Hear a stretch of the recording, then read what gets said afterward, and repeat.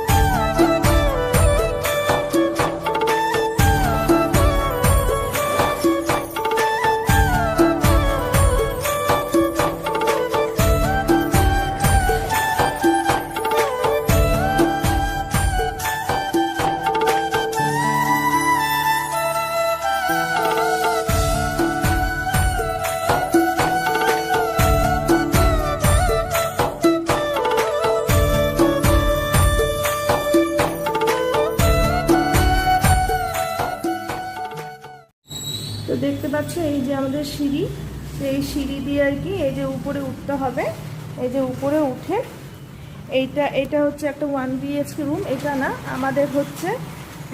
আর এই ছাদটার উপরেই আর কি, ওনার উপরেও ছাদ আছে, দেখো এই যে আমি তোমাদের পরে সব কিছু দেখাবো ঘুরে। এই যে উপরেও ছাদ আছে, আর হচ্ছে এই যে শুনতে পাচ্ছ আওয়াজ, হয়তো প্রচণ্ড বৃষ্টি হচ্ছে। আর এই যে এটা হচ্ছে ঘরের ঢোকার, এটা হচ্ছে একটা ড্রয়িং রুম, 1 BHK, তো এটা হচ্ছে ড্রয়িং রুম। আর এটা হচ্ছে তোমার বেডরুম, এই যে এটা বেডরুম। আর এইখানে হচ্ছে জানলা, আর এখানে প্রত্যেকটা ঘরে এখানে একটা করে দেওয়াল আলমারি, ওয়াল আলমারি আছে। এইটা একটা র্যাক। আর এটা হচ্ছে বাথরুম। কালকে সব ভালো করে মুছতে হবে। এমনিতেই আন্টি আর কি যে সার্ভেন্ট তাকে দিয়ে ভালো করে পরিষ্কার করিয়ে নিয়েছেন, তাতেও কালকে একটু ভালো করে মুছতে হবে। আর এখানে একটা ছোট্ট বেসিন আছে। আর এই হচ্ছে রান্নাঘর। রান্নাঘরটা খুব বড়, মানে আমার জন্য অনেকটাই বড়। এই যে রান্নাঘর, আর এখানে হচ্ছে বেসিন। তো এখানে হচ্ছে কর্পোরেশনের জল আসে, আর এটা হচ্ছে 24 আওয়ার্স আজকে আর কি ট্যাঙ্কের জলটা পাবো। আর এই যে এখানে হচ্ছে গ্যাস রাখার জায়গা, নিচটাও দেখে নাও। এই হচ্ছে রান্নাঘর। তো চলে এসেছি আমরা। আর এই যে এখানে জিনিসপত্র সব রেখেছি। আর এইটা জয়দীপ এখন কিনেছে তোষক, আর হচ্ছে 3টে বালিশ রাত্রে শোয়ার জন্য। তো আন্টি বলেছিলেন আমাদের একটা ক্যাম্প খাট দেওয়ার কথা, তো ওটা হচ্ছে মানে সিঙ্গেল ক্যাম্প খাট, তো ওখানে তো 3 জন শোয়া যাবে না। তো সেই জন্য হচ্ছে এই তোষকটা আমাদের কিনে নেওয়া হয়েছে। খাট পরে দেখা যাবে। তো তোষকটা, আর হচ্ছে এখানে হচ্ছে 3টে বালিশ। এই যে 3টে বালিশ কেনা হয়েছে। আর আমি তো 2টো চাদর এইসব নিয়ে এসেছি, তো অসুবিধা হবে না। আর এখানে সব জিনিসপত্রগুলো সব এখানে রেখেছি, এখন আস্তে আস্তে সব গুছগাছ করা হবে। তো চলো তোমাদের সাথে আবার পরে কথা বলছি। আর বাইরে খুব বৃষ্টি হচ্ছে, তো চলো পরে আসছি আবার। আর বিছানাটা আমি এইভাবে গুছিয়ে নিয়েছি, তো পাতলা করেই শোবো। আর এখানে হচ্ছে ট্রলিগুলো এইভাবে রাখা আছে আপাতত, এগুলো পরে আমি সব ঠিক করব। আস্তে আস্তে ধীরে সুস্থ সব কিছু করতে হবে, একবারে তো হবে না। আর ঘরগুলো মুছে নিয়েছি। আর এবার চলে যাচ্ছি হচ্ছে রান্নাঘরে। আর রান্নাঘরে হচ্ছে বাসন টাসনগুলো এখনও কিছু নামাইনি, যেমন মানে প্যাকেট করাই রয়েছে। আমি পরের দিন মানে কাল সকালে আর কি সব কিছু ঠিকঠাক করে রাখবো। আর এখানে আন্টি দিয়েছিলেন 3টে আম, তারপরে ওই বাদাম তক্তি, এইসব সব চায়ের সাথে খাওয়া হয়েছে।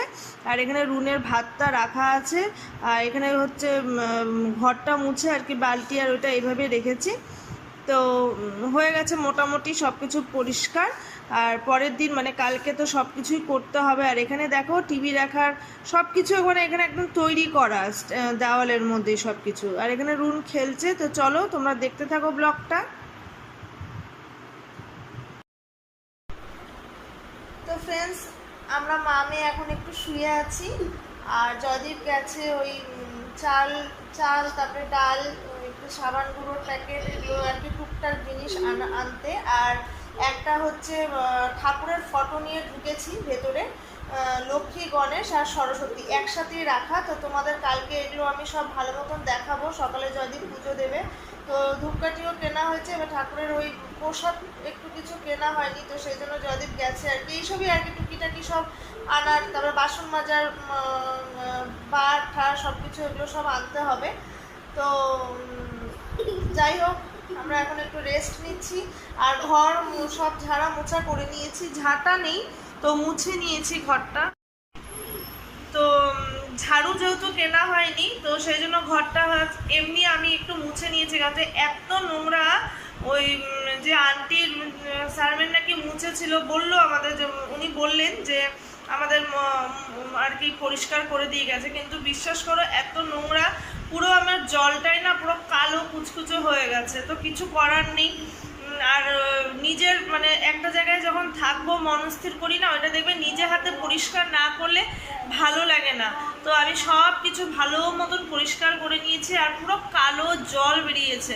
তো আন্টি এসছিলেন উপরে, এসে তো ওনার তো প্রবলেম, মানে উনি ইংলিশটাও ঠিক মতন বলতে পারছেন না, হিন্দিটাও খুব মানে মোটামুটি বুঝছে, হিন্দিটা যাও একটু বুঝছেন, কিন্তু ইংলিশ একদমই মানে বুঝছেও না, বলতেও পারছে না।